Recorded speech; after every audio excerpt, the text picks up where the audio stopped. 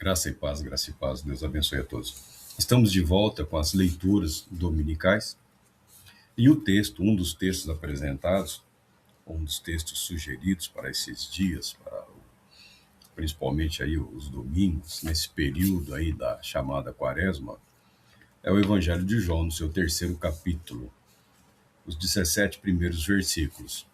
E o 16, João 3,16, contém um dos versículos mais conhecidos do Novo Testamento. Porque Deus amou o mundo de tal maneira que deu o seu Filho unigênito para que todo aquele que nele crê não pereça, mas tenha a vida eterna. De fato, Deus não enviou o seu Filho ao mundo para condenar o mundo, mas para que o mundo fosse salvo por meio dele. Graças a Deus pela sua palavra. Nós estamos um pouco atrasados nesse início de ano aí, não conseguimos manter o ritmo e enquanto recuperávamos a saúde, estávamos aí refletindo sobre o que poderíamos e como deveríamos proceder em relação ao material. E para este domingo, que eu deveria ter deixado gravado para o domingo, um dos textos é o Evangelho de João, os 17 primeiros versículos do Evangelho de João, que inicia dizendo: havia um fariseu chamado Nicodemos, um dos líderes dos judeus. Ele foi ter com Jesus à noite e disse: Rabi, sabemos que és mestre vindo de Deus, pois ninguém pode realizar os sinais que tu realizas, a menos que Deus esteja com essa pessoa. Esse homem, Nicodemos, está entre os muitos amigos de Jesus que Jesus conseguiu conquistar durante o seu ministério. Nicodemos era um fariseu e também integrante do Sinédrio. Provavelmente não. O Sinédrio seria como que uma espécie de senado, algo do gênero, uma representatividade político-religiosa que estava sob o domínio do sumo sacerdote. Então, a família do sumo sacerdote exercia um controle, um domínio sobre o Sinédrio. Naqueles dias, com o crescimento da mensagem do Evangelho de Cristo Jesus, o número de pessoas que se voltaram para a mensagem de Cristo Jesus foi grande, tá? Não foi um movimento pequeno, não foi um movimento insignificante. Dada a natureza da mensagem, dada o caráter do mensageiro e também a eficácia da mensagem de Cristo Jesus, resgatando a verdade da palavra de Deus, resgatando sempre os princípios, os valores fundamentais. Os fariseus, os rabinos, os religiosos judeus daquele período, eles se dividiam em pelo menos duas escolas teológicas, por assim dizer, pelo menos duas escolas. Mas como integrantes do Sinédrio, o Sinédrio exercia um certo controle sobre as sinagogas. Com o movimento de Cristo ganhando popularidade e alcançando simpatia, inclusive entre integrantes dessa corte jurídico-religiosa, administrativa, o Sinédrio começou a emitir algumas notas, né, alguns pareceres, sabe? Tal qual as instituições religiosas o fazem. Está acontecendo alguma coisa, eles não sabem muito bem, as pessoas questionam e reúnem-se lá os nossos fariseus e decidem, de uma forma aparentemente sóbria e equilibrada, né, qual deve ser o comportamento daquele grupo em relação ao movimento que está surgindo ou ressurgindo ou tentando vir à tona. O Sinédrio, naqueles dias, ele sugeriu ameaçar qualquer um que pronunciasse esse nome, qualquer um que se voltasse para os ensinos de Jesus, de exclusão das sinagogas. Ser excluído da sinagoga naquele dia para o judeu, considerando que boa parte da organização da sociedade judaica depois do exílio na Babilônia ela ocorreu através das sinagogas, tá? A sinagoga era o coração da comunidade judaica, a sinagoga. A sinagoga era tão importante quanto o templo.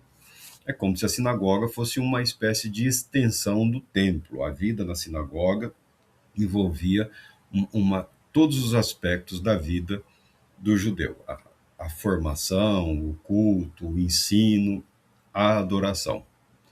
O sacerdócio era relevante, era importante, dada a posição que ele alcançou na sociedade naquele período, posição de liderança, de governo e de influência, mas a alma do povo judeu estava na sinagoga, porque eles sobreviveram ao exílio e do exílio retornaram e começa surgir essa instituição, a sinagoga. Você vê os últimos profetas do Antigo Testamento exortando o povo a restaurar o culto, a restaurar a adoração, a restaurar o sistema mosaico, né, de ofertas, de sacrifícios através dos sacerdotes, através dos ministérios sacerdotais, levíticos, conforme instituído pela lei.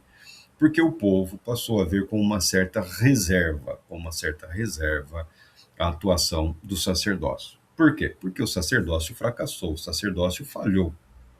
Então, quando você tem esse período, essa era aqui que fala de Cristo Jesus proclamando o evangelho, o sacerdócio tinha uma grande força político, social e econômica. Espiritual, eles eram vistos com uma certa reserva, tá? Aí você pode procurar o material, os livros, eu respeito posições contrárias, mas o fato é esse. Tanto que eles mantiveram uma espécie de estratégia grotesca, que era a de simular que possuíam poderes ou autoridade sobrenatural.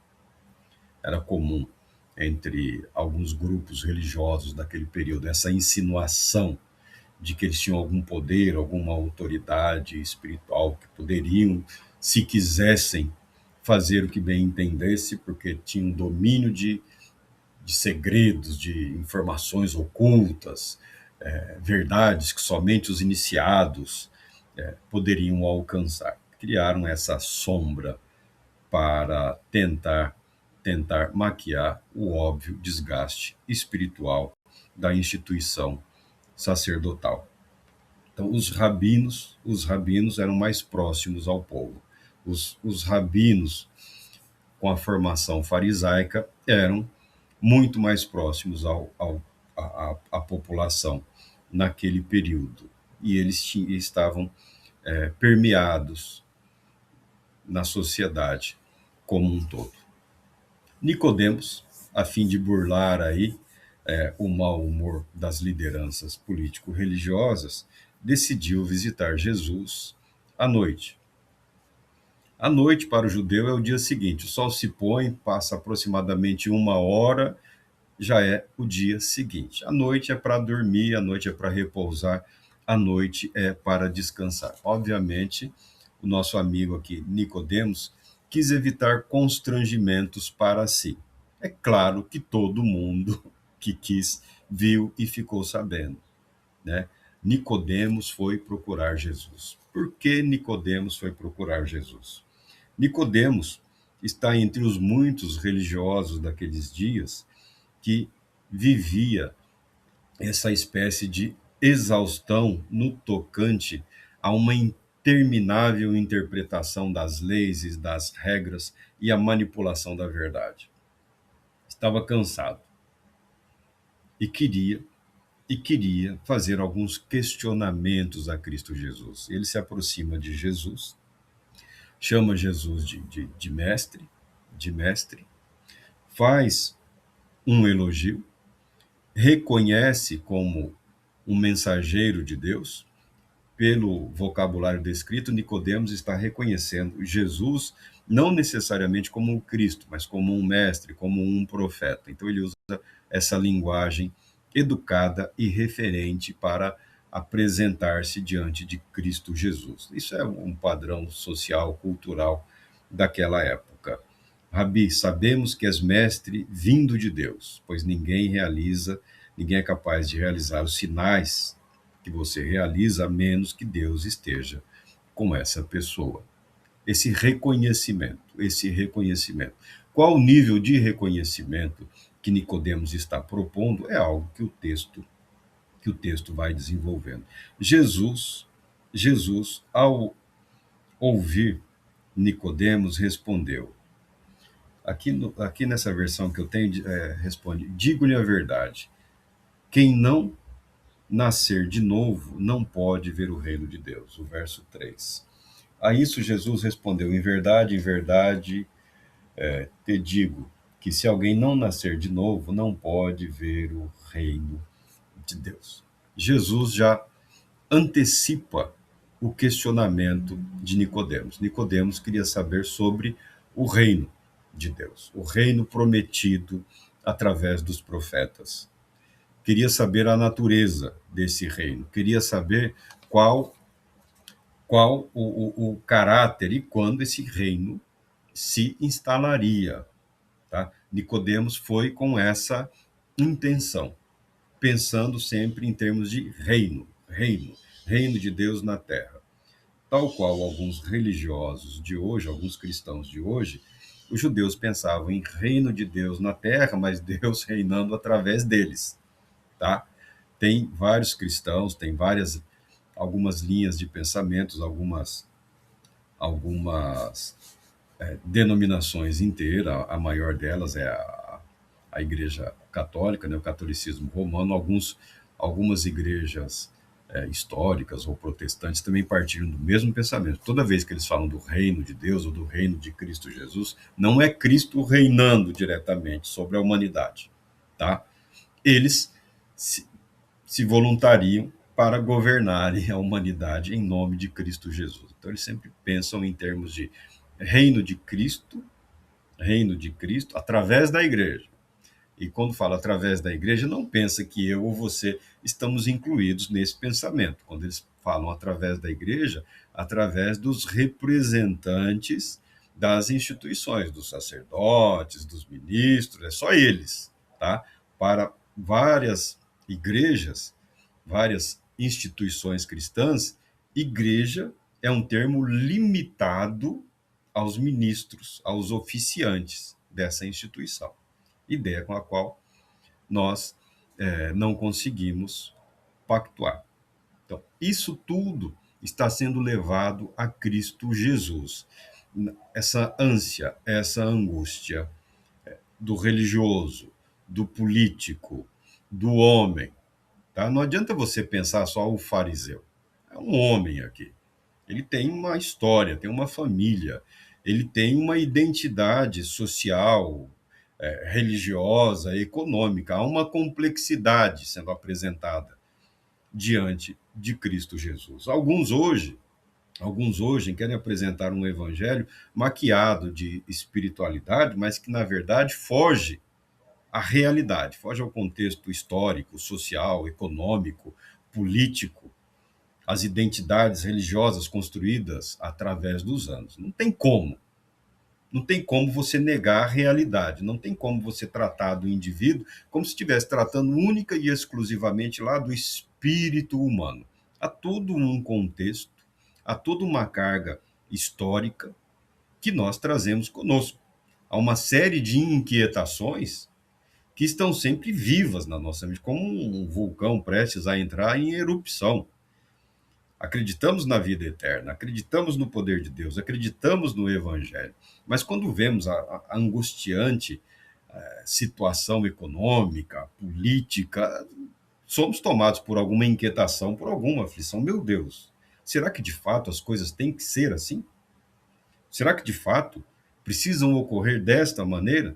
Então não adianta você ter as ilusões, as fantasias de que se levantar 4 horas da manhã, colocar uma toalha gelada no pescoço e por das 4 às 6 se dedicar à oração e à leitura da Bíblia, que eu acho muito bom você se dedicar à leitura e à oração, se puder, por 2 horas por dia. Mas não é imitando os Wesley que você viverá um avivamento para a nossa realidade hoje, tá? Orar é muito bom, orar é muito importante, estudar a Bíblia é muito bom, estudar a Bíblia é muito importante, mas se não for o Espírito Santo conduzindo, vivificando, operando, realizando, trata-se de um labor exaustivo, cansativo, que pode conduzir o cristão a um comportamento muito à semelhança do que se tornou o movimento farisaico naquele período, que se tornou hipócrita, cínico, arrogante, pretensioso, porque não tem nada pior no planeta, não existe nada pior para uma, não existe doença pior na humanidade do que o religioso frustrado com a espiritualidade que ele defende. Não existe, pode ver, o amargão, o rancoroso, o furioso, né? Iracundo, tomado pela ira, pela revolta, pelo chilique, falando em matança. Deus do céu, Deus do céu. Se diz cristão, se diz renovar, não, temos que matar, temos que destruir. Fala igual Satanás, que veio para roubar, matar e destruir. E acaba agindo igual Satanás, roubando, matando e destruindo, ainda que seja com uma expressividade doutrinária, aparentemente rebuscada, mas não é. É só você parar, prestar atenção e verá. Por quê? Por que esse risco? Porque a verdade precisa ser encarnada. A verdade precisa ser vivida. A verdade não é só uma questão de conteúdo. Deus, quando pretendeu salvar o mundo, ele enviou o seu filho, nascido da Virgem. Ou seja, o Verbo se fez carne. Jesus, o Cristo, que é o caminho, a verdade e a vida. O caminho encarnou, a verdade encarnou, a vida encarnou. O ser humano, a humanidade representada pela pessoa bendita de Cristo Jesus, tornou-se absolutamente tudo o que Deus pretendeu que a humanidade fosse. A humanidade em Cristo Jesus. A ponto do texto sagrado dizer que a humanidade foi feita tabernáculo, habitou entre nós. O verbo vivo habitou, tabernaculou. Está falando da humanidade. Está falando da humanidade de Cristo Jesus. O cristão, via de regra, ele tropeça, escorrega ou mergulha na ruína quando ele toma para si, quando ele toma para a sua vida, uma tentativa de forma direta, de verdades atribuídas única e exclusivamente a Cristo Jesus. O cristão é um ser humano como todos os seres humanos. O cristão é um homem, é uma mulher como todos os homens e mulheres, que pela fé reconhecem a dádiva, o amor, o presente oferecido gratuitamente por Deus em Cristo Jesus e a consciência dessa salvação, desse perdão, começa a agir na sua vida, conduzindo-o para a vida eterna. Conduzindo para a vida eterna. O perigo é quando o cristão acredita que ele é uma versão potencial, uma versão menor de Cristo Jesus. Tá? Ele se torna cínico, hipócrita e arrogante, a ponto de alguns aí chegarem a dizer publicamente: eu não me arrependo. Mas para ser cristão, você precisa adotar o arrependimento como prática. Eu me arrependo sempre. E estarei muito preocupado quando terminar um dia e não conseguir me arrepender das minhas falhas, dos meus erros, do que eu disse, do que eu não disse, do que eu fiz ou do que eu deixei de fazer. Um dia não vivido inteiramente em todo o seu potencial para Deus é um dia em que houve um fracasso, porque o padrão de Deus é lá em cima. O padrão de Deus foi cumprido em Cristo Jesus. Quando chega Nicodemos com toda essa ânsia, com todo esse desejo, com toda essa necessidade, porque ele veio para questionar ali quem somos nós judeus. E nós judeus fariseus, integrantes do Sinédrio, nós e o reino. O reino é como o Sinédrio está propondo ou Deus mandou uma mensagem relevante? E Jesus já vai direto ao assunto. Quem não nascer de novo, ou quem não nascer do alto, não pode ver o reino de Deus. Já derrubou Nicodemos, porque a argumentação rabínica, ao contrário do que alguns pensam, ela é muito elegante, ela é muito bem estruturada, tá? Você vai perder tempo discutindo com o rabino, que ele vai continuar rabino, seguindo o padrão de comportamento dele, seguindo as convicções dele. Ele foi instruído, ele foi educado, ele vive naquilo. Nós não temos a ilusão de converter a quem quer que seja, porque entendemos que somente o Espírito Santo é, de fato, capaz de realizar essa transformação, esse movimento espiritual que desloca o eixo do espírito humano de si mesmo para os céus, para Deus. Como posso fazer parte do reino de Deus? Nascendo do reino de Deus, sendo gerado como cidadão do reino. Quando confrontado com essa realidade, Nicodemos contra-argumenta. Como pode alguém nascer depois de ter envelhecido? Pode alguém entrar segunda vez no ventre de sua mãe e nascer? Como posso nascer do céu? Já nasci aqui na terra. Sou filho dos meus pais. Tenho toda uma história religiosa, toda uma tradição. Eu já nasci. E Jesus está deixando evidente. É claro que Nicodemos entendeu. Questionar é uma arte da educação antiga, da educação rabínica, tá? Perguntas e uma boa pergunta proporciona a oportunidade para uma excelente resposta. Então não pense que questionar é sempre confrontar ou afrontar ou desonrar. Não, questionar é uma maneira é um jeito de dizer assim, eu preciso de mais informações. Nicodemos traz para o contexto. Aí Jesus explana esse contexto que Nicodemos está dizendo. Mas eu já nasci, como posso eu que já tô velho, já sou um ancião, nascer de novo? Por acaso posso voltar para o ventre da minha mãe e ser novamente gerado? Aí Jesus esclarece, não que Nicodemos ignorasse completamente isso. Jesus responde: digo-lhe a verdade, quem não nascer da água e do espírito não pode entrar no reino de Deus. O que é nascido da carne é carne, o que é nascido do espírito é espírito. Não se admirem de eu ter dito a vocês, é necessário que vocês nasçam de novo, ou o nascimento espiritual, sejam gerados ou regenerados pelo Espírito. Você precisa ser gerado para Deus. Nós nascemos para o mundo. Nós nascemos no mundo, somos gerados nesse contexto.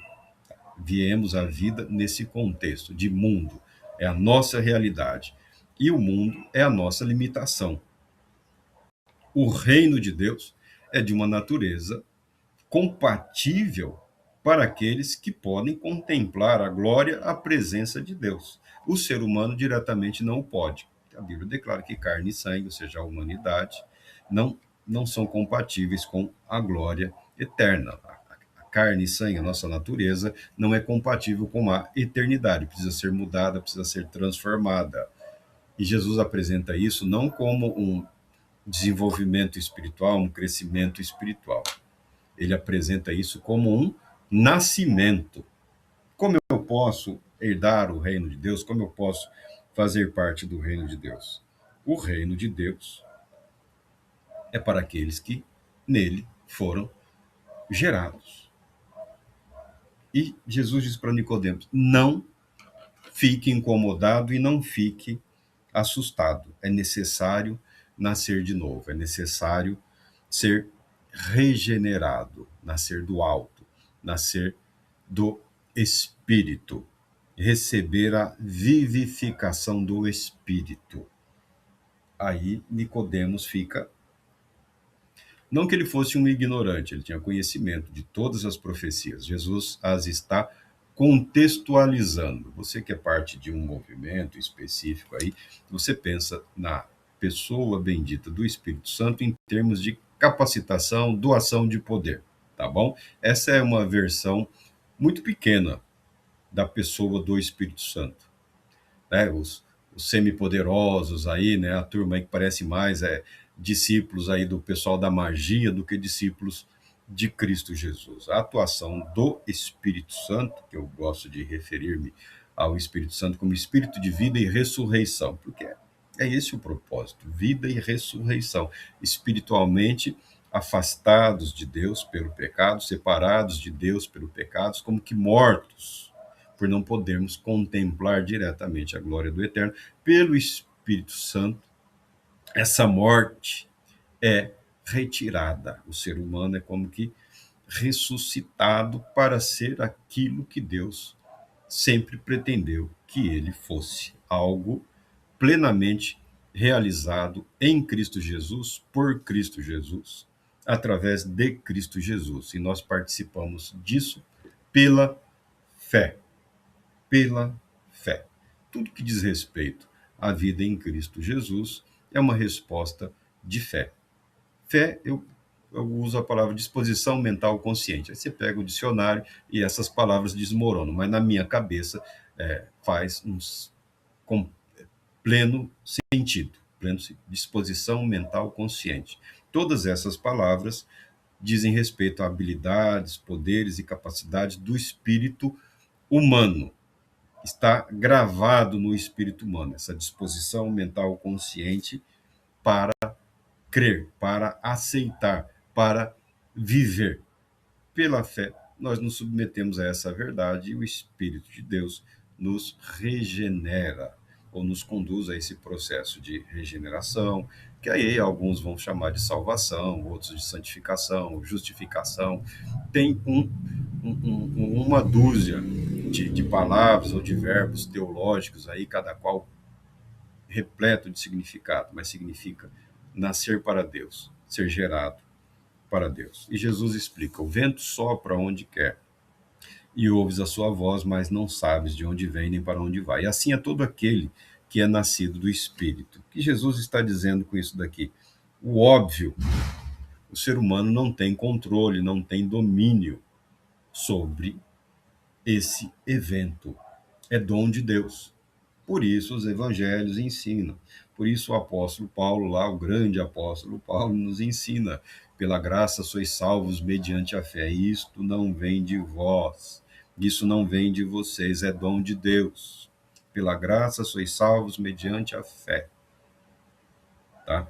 É isso que o apóstolo Paulo está explanando, os ensinamentos de Cristo Jesus. Ainda que tenhamos consciência, ainda que possamos perceber aqui e acolá os efeitos da ação do vento, tal qual a ação do Espírito Santo, nós não temos poder em nós mesmos para direcionarmos esse agir soberano de Deus no que diz respeito à salvação da humanidade.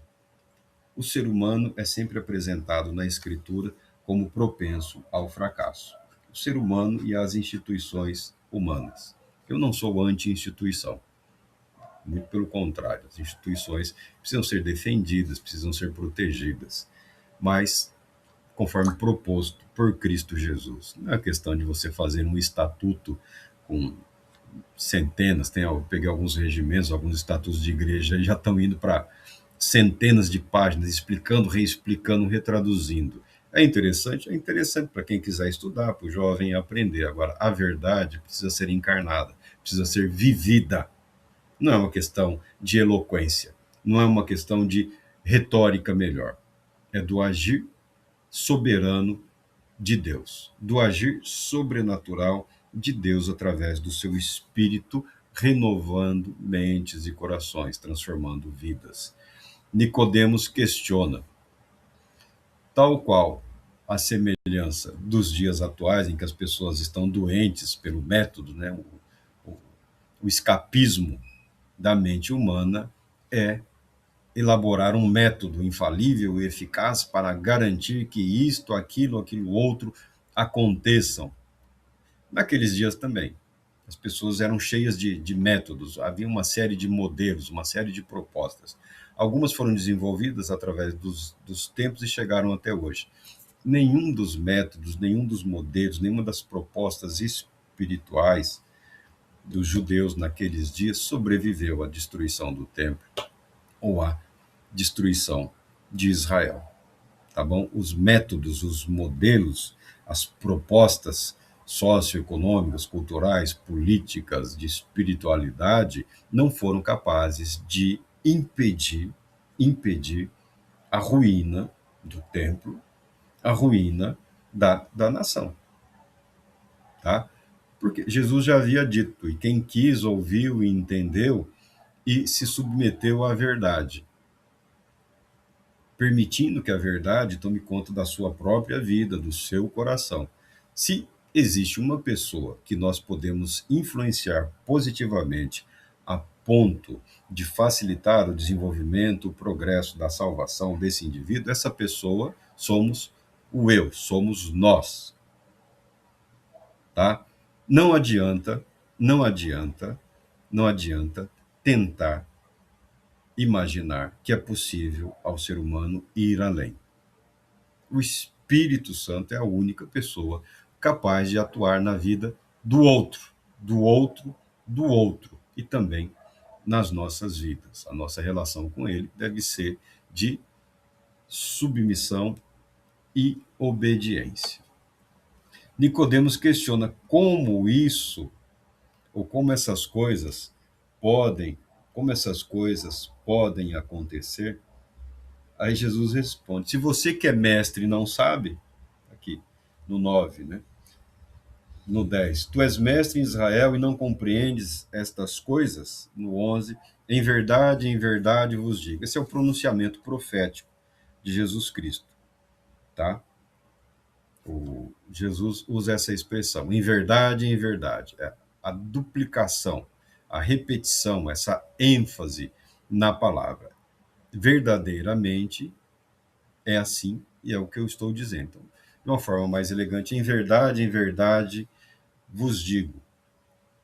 Falamos do que sabemos e testemunhamos do que vimos, mas vós não aceitais o nosso testemunho. Se eu lhes falei de coisas terrenas e vocês não creram, como crerão se eu lhes falar das coisas celestiais? Ninguém subiu ao céu.